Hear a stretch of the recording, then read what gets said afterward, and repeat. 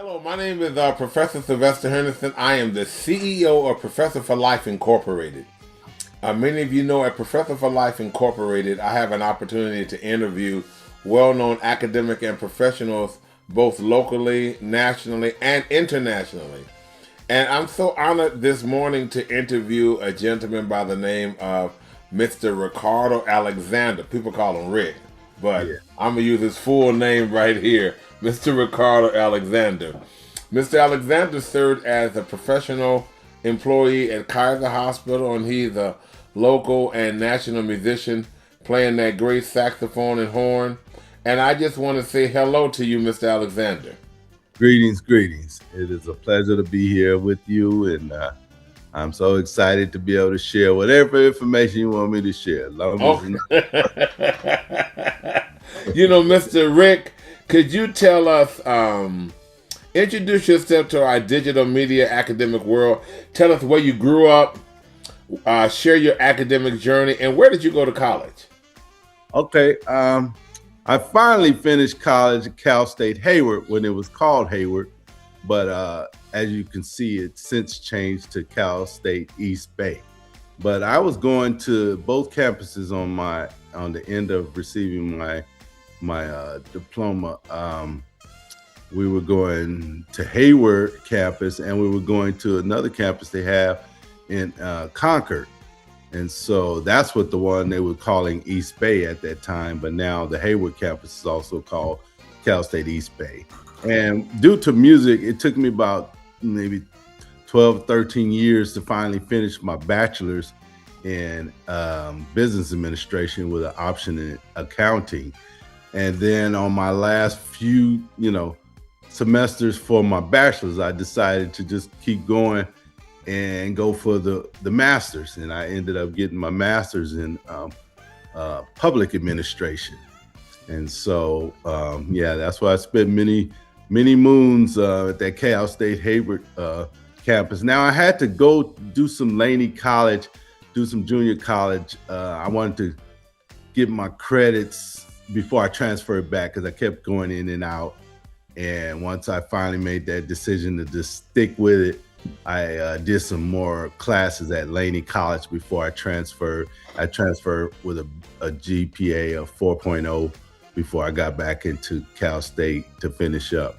And so, I just, had to get back into the academic mode, being in the music world so long. So I said, let me get some classes. I'm going to focus, show how focused I am, and make that transfer with a 4.0. It's like, okay, he's serious now. So you So, did your bachelor's in business administration and your master's in public administration correct. Yeah, from both Cal State East Bay, correct. Yeah, which was Cal State Hayward in those days. yeah, yeah. Okay, tell us, you know what? I know you've built a reputation as a Kaiser professional while also pursuing music. How did these two worlds first intersect for you? And tell us, what official position did you hold at Kaiser, and how many years were you an employee for Kaiser? Okay. When I was completing my master's program in public administration, I happened to take a class because I didn't know you had an option for health administration, but I had an option to take some courses, even though that was my main focus. I was allowed to select a public health administration class, and in that one class, I did a paper on the healthcare in America. And in that research, I discovered what Kaiser was doing at that time, getting ready to convert from the paper world to the digital world with their medical charts. And so I was able to find out that they were partnering with a company called Epic, which is out of Wisconsin. And so in that one little couple paragraphs I did on Kaiser in my paper, I knew enough about Epic to use that in my interview. And when I mentioned the word Epic, everybody, because it's like they had this panel of interviewees, it was about 4 or 5 of them. You go through these stages of interviews. And once I started talking about Epic, they knew they had the right person. And so I was able to, sell that whole Epic knowledge, even though I didn't know a lot about it, but I knew enough to know that that's where they were headed. and that kind of probably, got me in the door. But the music has always been there, even when I changed my majors, because I entered college as a freshman as a music major, and I had a talk with a counselor, and they asked me why I chose music as a major and what my goals were. And once I completed that consultation, they advised me, they mentioned that if I wasn't trying to become a teacher, or, if I was more focused on being a performer versus a teacher, that I really wouldn't need a degree in music to just perform. And so I had to sit with that, because it made a lot of sense, and that's like, no, I was more interested in the performer. I just like the stage. I like the adrenaline rush. I get it, playing in front of thousands of people. And that was kind of the driver for me at that time. But by my sophomore year, I changed over to, I kept the music as a minor, but I changed the major to business administration. But I always had the music. No matter what I did, the music was there. If I was working a day job, music was there. So Kaiser allowed me to do that, as long as it didn't conflict with what I was doing for Kaiser. And what was your job title at Kaiser? My job title is interesting because it changed, because like I was mentioning about Epic, they had a project. They were bringing in teams of people to help implement this new software that Epic created. And they created a whole team of people, and they called this program Health Connect. And the Health Connect was basically the software, getting the software implemented into Kaiser's system to handle all its members. And it's an integrative system that allowed all the departments, like the pharmacy department could talk to, all the other departments in the hospital. So it's an integration type of software that allowed, all this communication to happen. So when you're in the doctor's office, the doctor could literally get on the computer, type up your prescription, and then by the time you left the doctor's office and went to the pharmacy, they already had your information. So no more of the doctor writing and scribbling on a piece of paper for you to take it to the pharmacy and risk the pharmacist not being able to read the doctor's handwriting. And if the doctor said 50 milligrams of so-and-so and the pharmacist thought it was 500 milligrams, that could be a problem, And so it eliminated all those human errors that would, that could possibly occur. And so when things were digitized, it allowed more efficiency. And same with the paper charts, they phased out all of the paper charts. They would keep all these volumes of charts on patients, especially if you had a long stay patient. They no longer had to have like all these volumes of paper that they keep stored, especially after a patient discharges, that those charts are legal documents that have to stay, with Kaiser a certain amount of time, and they will warehouse all these charts. So this system allowed Kaiser to phase that out, and just strictly deal with digital information about your medical records. So that's what I was a part of. It was called Health Connect. It still exists today. And it was basically a way of optimizing the system in Kaiser, where all the departments could talk to each other. And so it just was staying up on technology. And so were you like a software engineer? I'm trying to get my software. So it transitioned. I'm gonna get to that. So when I first started, they said 75-80% of their job is going to be traveling around to all the different Kaisers. I never knew there were that many Kaisers in Northern California. So this team, we got trained on the software ourselves, and then we would go out to certain departments. We would be assigned different departments to focus in, and we would go to all the other hospitals in Northern California. And whenever we, it was like one or two at a time that we would go to. And when we went to those facilities, they would call those go lives, because that meant that the system is going live with this software. So we were there to help, the employees at those facilities get up to speed. So they got trained just like we got trained. And then we would use our training together, and we would be there as support. We would go to their facility, say, for example, we're in Oakland, and that's where our headquarters is. But if they were going live in Santa Rosa, they would send a group of us out to Santa Rosa for about a month to just stay there and support the employees at that hospital that are getting, trained on this new software, and make sure, they make that transition from the way they were doing things to the new way. And so that's what our team was about. And so, Okay. yeah. And, so first that was just the support. And then after all the hospitals were up with the software, then the position started transitioning to other support. And so there were people that were certified to stay on, they got certified in Epic software. Then there were those that would just stay at a particular facility, as they would call that, site support. And I almost went with one of those positions, but I ended up being able to get certified in Epic. And so certain individuals were selected to go to the next step and work more administratively after being certified by Epic. And once you got that certification, that was kind of your ticket on being on Kaiser on this project long term. Because a lot of those positions started and stopped. And maybe when I first started, it was a 2-year contract. I knew it would possibly end in 2 years. And so if you knew that up front, you can't complain if they lay you off, right? But I started and I signed, and I said, hey, here's your start date, here's your end date. I ended up staying on for 21 years. 21 years. Because it kept laterally moving.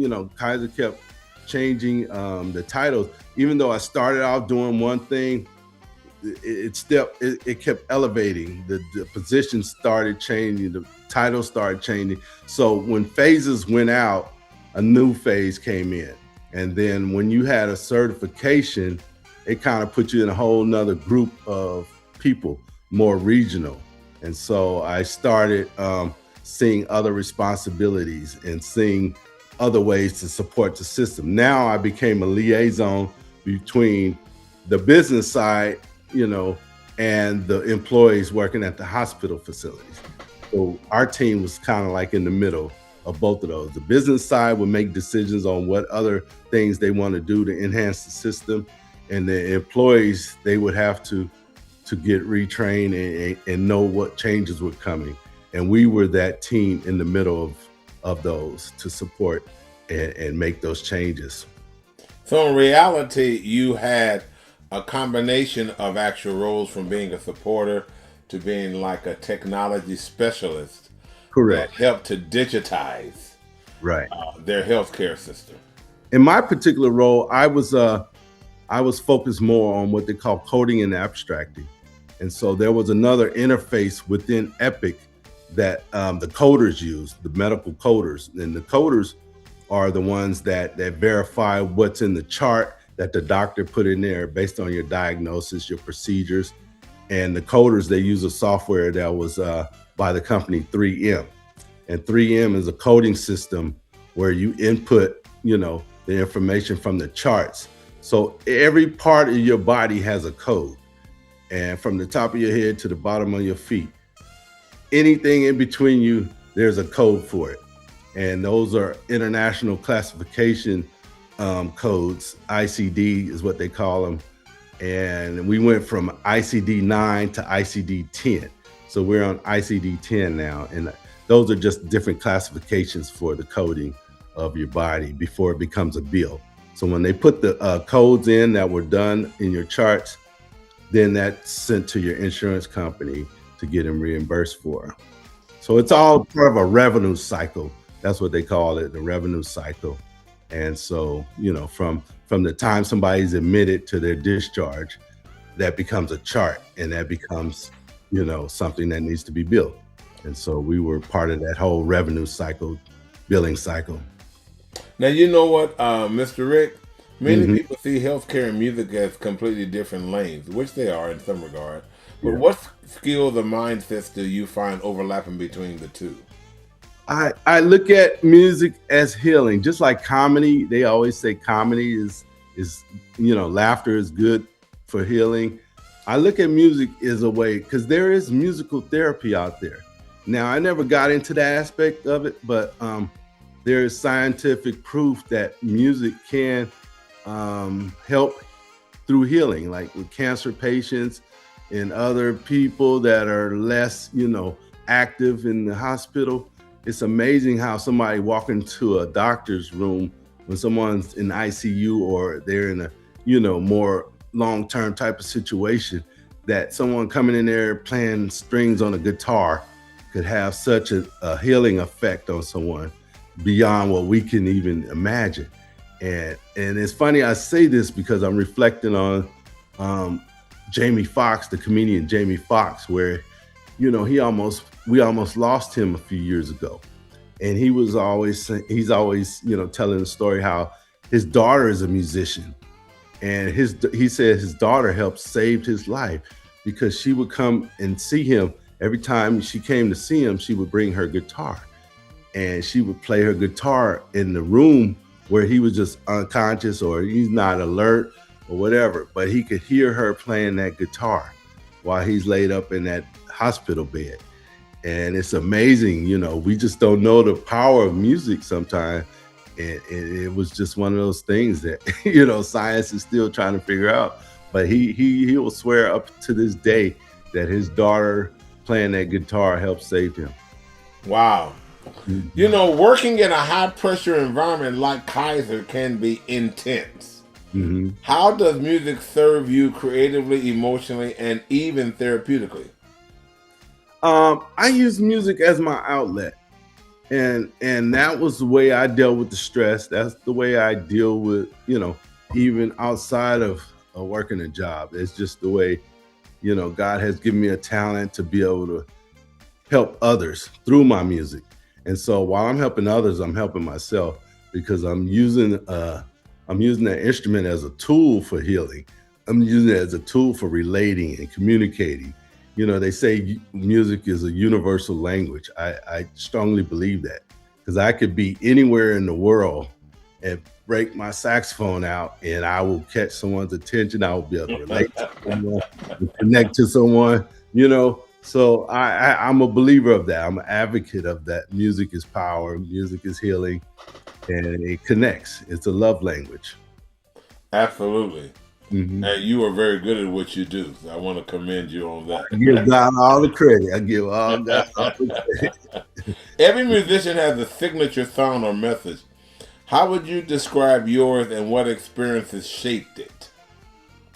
Well, lately I've been on this 2 saxophone thing.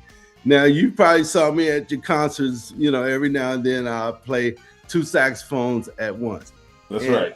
Yeah. And I was inspired by a guy named Rahsaan Roland Kirk, who actually played 3 saxophones, if you can believe or imagine that. He played 3 at once. So that was my inspiration. When I saw these pictures, I couldn't believe it. And he was blind. And so he had this extra sense of being in tune with his musical abilities. And I was like, I'm not trying to do 3, but I'll do 2.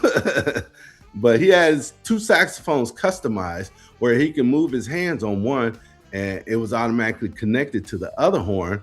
So I understood how he was able to pull that off, but I haven't taken my saxophones to anyone to work on it, to connect 2 of them together like that. But I do see the possibility of how that could work. But I'll stick with the 2 where my hands, it's kind of an ambidextrous type of thing, where you can create a harmony between the 2 horns. I could play a C on my tenor sax. I could play the same note, a C on the alto, but it'll have a natural harmony because they're a fourth apart. The alto is in E flat, the B flat, the tenor is in B flat. So there's this natural harmony that occurs. Even if you're playing the same exact fingerings on each horn, it's going to give you a natural harmony. And so I found a lot of songs that I can play like that, in my music world. So I use it as kind of like an intro on a lot of songs. And there are a few that I can play melodies of it on, but it's one of those things that I've established over the years, and now I have that reputation. So if you hear two songs, I mean, I can make those two horns sound like an actual train horn or a car horn because it's two notes at the same time, so it kind of gives that effect. It's something I experiment with in high school. Then it was like a gag then, but now it's like, hey, I can really make this a part of my whole identity. So that's where Wow. I differentiate myself with these other, because we have a ton of sax players out there, in the smooth jazz world and the R&B world. But what sets me apart now, there are a few other sax players that do the two sax thing. Like we have an older guy in the Bay Area. His name is Jules Brassard. He's in his 80s still doing it. So I'm not the only one, but I just appreciate the ability to be able to do that and introduce it to an audience for the first time that has never seen anything like that. So I've witnessed it from you playing for many of my concerts for yeah, years, and several where you use both. It is really a fascinating concept, yeah. and it's musically very rewarding. Balancing a demanding career as a Kaiser professional with creative work probably isn't easy. What did your process look like for staying consistent in both, or what does your process look like for staying consistent in both? I would just say, since I had weekends off, through Kaiser with my job, and then that eventually merged into being able to work from home. Even before COVID, I was working from home 4 days and going in the office every Tuesday. So that allowed me access to be able to use my weekends for my music. And that was the thing. I never gave one up for the other. I was always, Kaiser did promote this whole work-life balance philosophy, and I appreciated that. And it got to the point where I was getting, asked to play events that Kaiser was putting on. And I didn't want to, I had to tread that line of being in conflict and compliance with Kaiser with my music, because I'm not supposed to be able to make money doing Kaiser time, doing something, professionally when I'm on Kaiser hours. So I had to make sure I was able to do whatever I was doing musically on the weekends. And if I did something for Kaiser, it kind of had to be more like a volunteer type of situation. But we found ways to get around that. Wow. So, Looking, but like looking ahead, yeah. how do you envision your dual path or single path evolving? And do you see your professional and musical identities merging in different or new ways? I do, because even if I left Kaiser, when I leave Kaiser, I will still be able to advocate health through my musical platform. And the reason why I say that is because even while I'm doing my musical performances, like 10 years ago, I was promoting and advocating men 50 and over, or actually in our case, people of color, men getting checked for prostate cancer at the age of 40, because I discovered that most men are, being asked to start checking for prostate at 50. But once I dug deeper and did more research, I talked to some of these physicians, and they were saying men of color are at a higher risk of getting prostate cancer. So they recommended that they start at as early as 40, instead of waiting to 50. And I've actually been able to see the difference that can make, because a lot of times if you're not feeling any symptoms or, nothing's going on, doctors will say, don't worry about it. Your chances of passing away from something else is greater than, passing away from prostate cancer. But that's not always the same truth to people of color. And I found that out once I talked to several, especially some Black physicians out of the East Coast. And they were saying, yeah, that's a good idea to start as early as 40. And then I had found out about the PSA test, which is a prostate specific antigen test that you can take. Because a lot of men they shied away from the invasive way that they do for prostate cancer checking, and they didn't want to go that route. But when I found out about the blood test, at least that's a way to get the ball rolling, or get the conversation started. And a lot of men didn't know they had that option to be able to do a blood test to check their numbers for prostate cancer, and just to see where they are. And that became my thing. But I was kind of like trying to lean on that just to get the ball rolling with people. But when I had a conversation with some other doctors, they were saying, yeah, that's good, but we still, recommend the invasive way as well. Because that's the true way. That's the true way to get, But the blood test is a good indicator, but you always still want to do the traditional test, which is considered, the more reliable way of testing. So I continue that to this day. I promote the prostate cancer awareness. I lead people to these websites where they can get more information, and it's amazing, how people discover things that they never knew were out there. And I hear these prostate cancer survivor stories that they credit with, doing early testing. And that's the whole key with any type of cancer, is the early detection. Wow.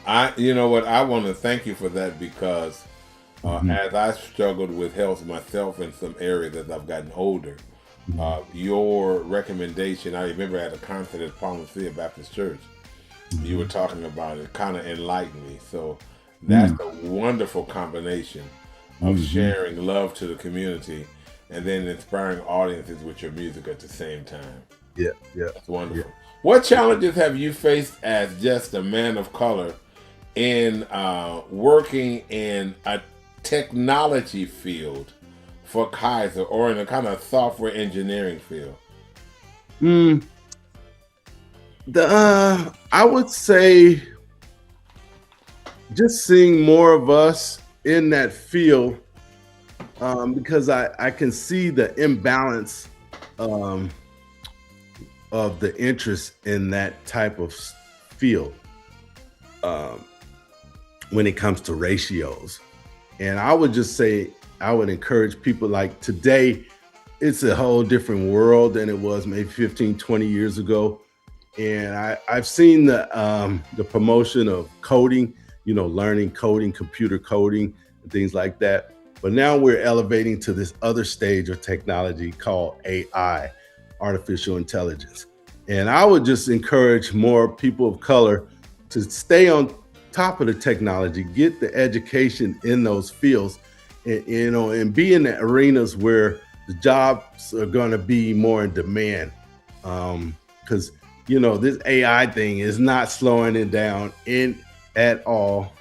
And I would just say and encourage people to kind of stay on top of the technology, even if it's just studying it, even if you're not pursuing it as a career, but to know what's going on and to stay aware of it, because it is changing so rapidly, how they're trying to incorporate all these new ways of doing, work and being productive.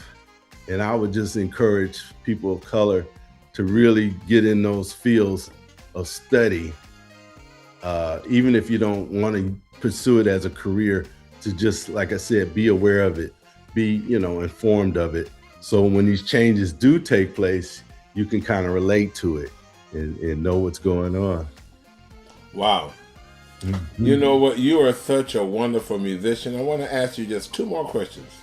How does your music support the philosophy of human equality? A lot of times the equality side, like if you were writing songs, a lot of times messages come through songs. And if we're addressing equality, we're used to hearing songs about struggle. We're used to hearing songs about, looking at the adversity that exists in certain aspects of life. But if you're on a platform, I think the more inclusive you are in your lyrics musically, the more receptive you can be, because we're dealing with enough divisive information out there. And I think if you're in a position, especially as an artist, that can send messages out there to help, go against what's being promoted out there, if you can stand on a platform that unites more than divides, I think you'll have a way to communicate to the masses in a positive light, as opposed to the even with the leadership that we have, it's unorthodox how things are being handled right now. And I think as an artist, it's up to us to carry that torch of positivity at all times. And the more we promote it, they say love conquers all. I think the more we can just stand on that and really believe that, I think the better off we'll be. Mm-hmm. That's right. That's right. Yeah. Mr. Alexander, I got my last question, which is really not a question, it's just a statement. Could you please share any final thoughts and ideas, or do you have any final thoughts and ideas that you would like to communicate to our digital world? Yeah. I just say keep love in your heart, keep God first, stay positive, stay optimistic. We're trying to play, the game the way the rules were made, but when people keep trying to change the rules, it kind of makes you, scratch your head and figure out other alternatives. But I know us as Black folks, we have stood through many challenges, and we have overcome many adversities. And I think the more united we can stand, the stronger we'll be. We're stronger together. We're better together. So that would be my point, just to stay focused on better days ahead, to stay strong and to unite as one, and we can defeat anything. Well, I want to unite my heart and my principles and my value of you as a professional and a musician. And I want to thank you for taking the time out of your schedule, from your wife, from your many activities, for allowing me to interview you. You know what? I've had a chance to employ you for many, many years at Los Medanos College and abroad. And I such appreciate all your involvement in my musical journeys. Yes. But I want to wish you nothing but much success and Godspeed in all that you do. And continue to create that beautiful music. And once again, before the evening go, make sure you share a wonderful hug to your lovely wife and your family. God bless you. And thank you once again for coming on to the podcast. Have a positive afternoon. Bye-bye now. You too. Thank you, Doc.